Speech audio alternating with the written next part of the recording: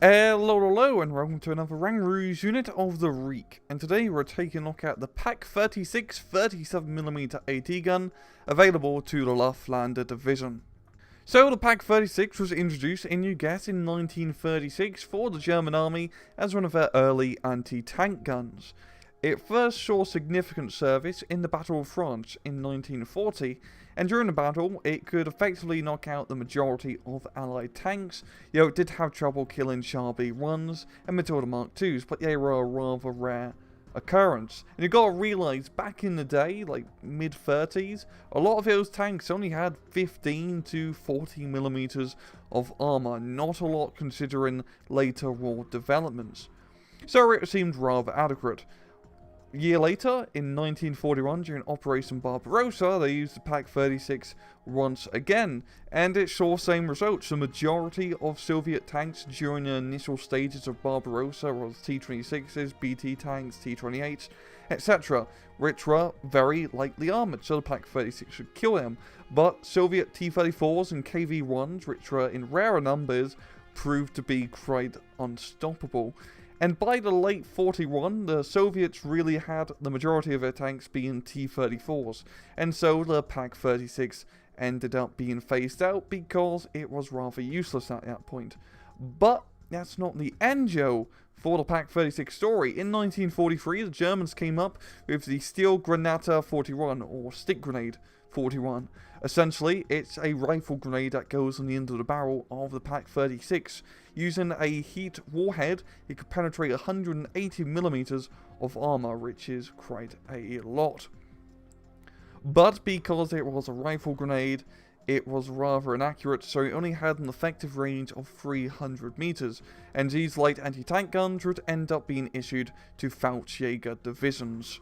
In game, the PAK 36 37mm is an A-phase anti-tank gun, available to the Luftlander division for 35 points, and it has two weapons available to it. The first weapon, of course, being the 37mm anti-tank gun with 5 accuracy, 15 rate of fire, 5 AP with 50 ammunition, and a range of 1 kilometer. It is rather lackluster in the AP department, but in terms of rate of fire and range, it's pretty good for the price that you are getting. And secondly, we got that Steel Granata 41, which has 9 accuracy, 6 rate of fire, 20 AP with 10 rounds, and a range of 300 meters. It's a short range, one-hit kill weapon that will knock out the majority of tanks, so I think I have a little bit of trouble killing a jumbo from the front. But apart from that, it's pretty much like a slightly longer range Panzerschreck.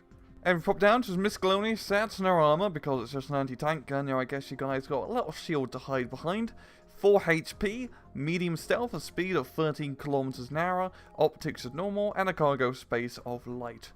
In battle, the PAK 36 is the weakest, yet also the second strongest anti-tank gun in game. Rather funny how it works out.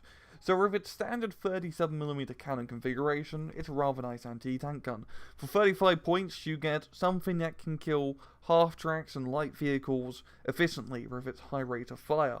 You will have trouble with the majority of Allied tanks unless it's an airborne tank, because the Stuart, for example, has 5 to 6 frontal armor on average. If it only has 5 AP, you're going to get a little bit closer to have a chance of penetration.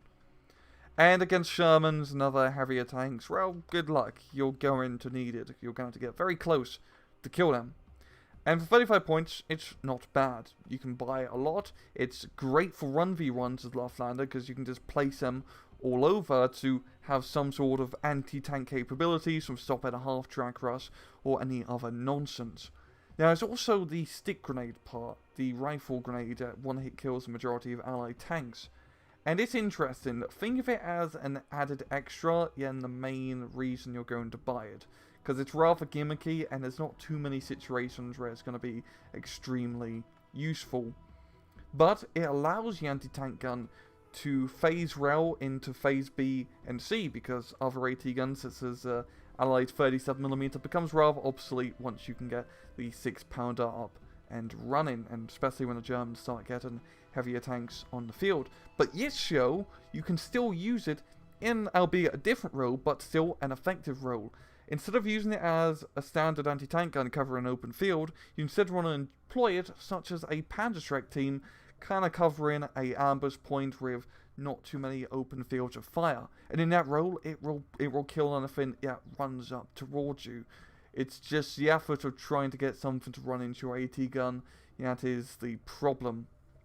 And overall, the PAK 36 is a rather nice little light AT gun. It's only available to Loftlander, and you get them in a rather decent number, 2 cards of ×3, and it's only 35 points, which I think is the main bargain here. That's, if it kills 2 half-tracks, it's essentially already paid itself off. And heck, if you can kill a Sherman with this thing by getting close enough, then good on you. You've really paid yourself off on that point. And it's nice, I like it, and it's essential when playing as Loftlander. And so, I'm going to leave it off at that. This has been another RANGROO of the week. I hope you guys enjoyed the video. And as usual, please just take it easy.